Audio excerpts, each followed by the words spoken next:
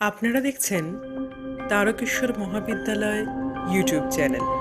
দয়া করে সাবস্ক্রাইব করবেন। डिजिटल क्लासेस में आप सभी स्टूडेंट्स का स्वागत है। आज हम हिंदी पाठ संचयन के काव्य से शुरुआत करेंगे और पढ़ेंगे कबीर के पद। तो सबसे पहले कवि परिचय। यह कविता कबीर दास द्वारा रचित है। कबीर दास जी का जन्म काशी में हुआ और इन्हें नीरू और नीमा नामक दंपत्ति ने पाला पोसा। वे रामानंद के शिष्य थे। इन्होंने साखी, सबद और रमैनी की रचना सदुक्कड़ी भाषा में किया। इनकी रचनाओं का संग्रह बीजक कहलाता है। उन्होंने काव्य रूप पर जोर न देकर उसकी यथार्थता पर बल दिया है। कबीर दास जी ने हिंदू और इस्लाम की कट्टरता पर फटकार लगाई और कबीर पंथ नामक नए मानव धर्म को ईजाद किया।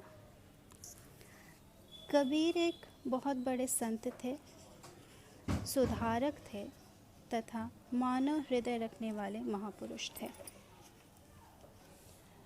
कबीर दास अपने साखियों में गुरु की महत्ता का वर्णन किया है। उन्होंने बताया है कि इस संसार में गुरु के समान अपना हितैषी और सगा कोई नहीं है। उनका यह विश्वास था कि गुरु क्षण भर में ही मनुष्य को देवता बना देता है। कबीर की रचनाओं में सबसे अधिक महत्व साखियों का माना जाता है। साखी शब्द संस्कृत के साक्षी शब्द का अपभ्रंश रूप है। साक्षी का अर्थ है गवाही, अर्थात जो कुछ आँखों से देखा या अनुभव किया है उस सच्चाई को ईमानदारी से प्रस्तुत करना।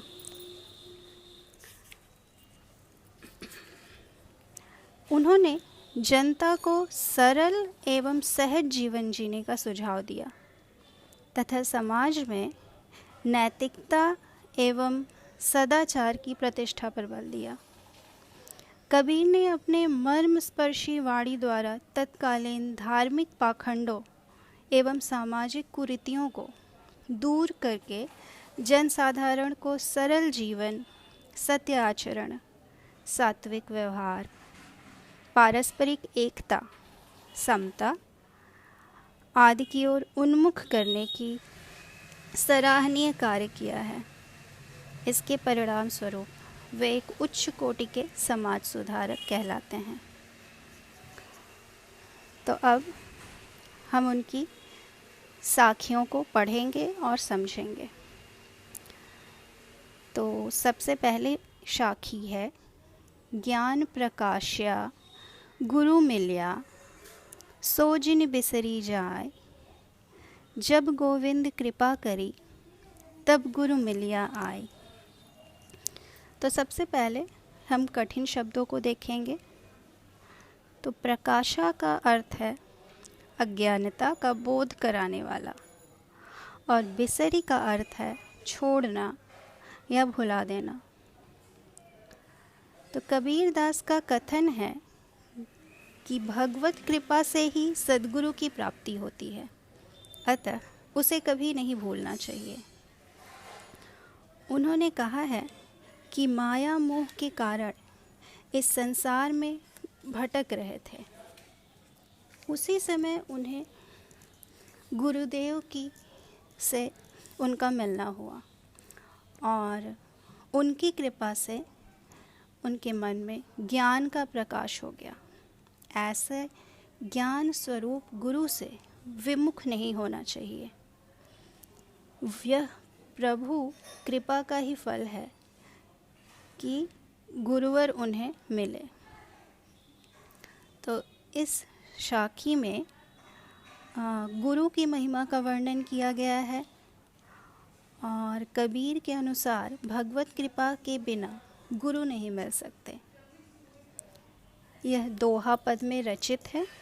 दोहा यानी 2 लाइनों में जो रचित कविताएं होती हैं उन्हें हम दोहा कहते हैं।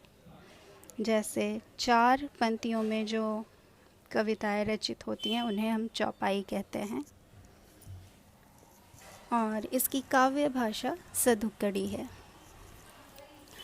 तो दूसरी साखी है, ना गुरु मिलिया ना शीश भया, लालच खेलिया डाव, दुनियों बड़े धार में चढ़ी पाथर की नाव। तो इसके जो कठिन शब्द हैं, मिलिया यानी मिला, शीश यानी शिष्य, भया यानी ज्ञान अभिलाषी, और डाव यानी छलने की क्रिया, दुनियों यानी दोनों, बूढ़े यानी डूब गए, धार यानी नदी की धारा, और पाथर यानी पत्थर, जो कि यहाँ अज्ञान को दर्शाया गया है, पत्थर यानी। तो कवि का कथन है कि यदि गुरु अज्ञानी हो और शिष्य ज्ञानाभिलाषी न हो, यानी जिसे ज्ञान पाने की अभिलाषा न हो, तो साधना अधूरी रह जाती है। कबीर जी का कथन है कि न तो ज्ञानी सद्गुरु ही मिला और न शिष्य ही ज्ञानाभिलाषी था। इस प्रकार दोनों ज्ञान नाम पर एक दूसरे को धोखे में डालते रहे। इसका परिणाम यह हुआ कि दोनों लक्ष्य तक नहीं पहुंच पाए और भटकते रहे तथा अंत में मझधार में डूब गए। उनकी दशा वैसी ही हुई जैसे कोई पत्थर की नाव का आश्रय लेकर सागर तैरने का प्रयास करे और बीच में ही डूब जाए। इसमें उपमा अलंकार दिखाई पड़ता है। इसकी भी भाषा सधुक्कड़ी है और इसमें दोहा छंद का प्रयोग हुआ है। तो इनकी तीसरी साखी आज हम पढ़ेंगे। जाका गुरु भी अंधला, चेला खरा निरंध, अंधे अंधा ढेलिया, दुनियों कूप पड़ंत। तो इसके कठिन शब्द जो हैं, जाका यानी जिसके, अंधला यानी अंधा और यहाँ मूर्ख कहा गया है, खरा यानी पूर्ण रूप से, निरंध यानी मूर्ख, कूप यानी कुआं, ठेलिया मतलब ढकेल कर। तो कबीर के अनुसार यदि गुरु अज्ञानी होगा तो शिष्य का उचित मार्गदर्शन नहीं कर पाएगा और दोनों का नाश हो जाएगा।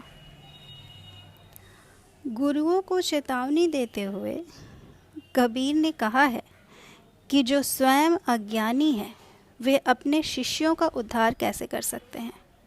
यदि कोई अंधा व्यक्ति किसी अंधे को ठेल कर मार्ग पर चलाएगा तो उसका परिणाम यह होगा कि गुरु और शिष्य दोनों ही कुएं में गिरेंगे। यहाँ भी छंद दोहा है और भाषा सधुक्कड़ी। तो चौथी साखी हम पढ़ेंगे। कबीर संगत साधु की, कदे न निर्फल होय, चंदन होसी बावनी, नीम न कहसी कोई। तो पहले कठिन शब्द जो हैं, कदय यानी कभी भी, निर्फल यानी निष्फल, चंदन यानी एक प्रकार का सुगंधित पदार्थ, बावनी यानी गुणों वाली, और नीम एक कड़वा पेड़। तो प्रस्तुत साखी में कबीरदास जी ने बताया है कि सज्जन की संगति हमेशा कल्याणकारी होती है। कबीरदास जी का कथन है कि साधु संगत कभी भी व्यर्थ नहीं जाती। सज्जन की संगति मनुष्य को चंदन जैसे सुगंधित और शीतल बना देती है, यानी गुणवान और योग्य बना देती है। उसके मन में नीम जैसी कटुता वाली प्रवृत्तियां समाप्त हो जाती हैं। इस प्रकार का व्यक्ति सर्वप्रिय एवं यशस्वी बन जाता है। यहाँ यह भी दोहा शैली में रचित है और इसकी भी भाषा सधुक्कड़ी है। तो आज के क्लास में हम इतना ही पढ़ेंगे। नेक्स्ट क्लास में हम इसकी बाकी की शाखियाँ पढ़ेंगे।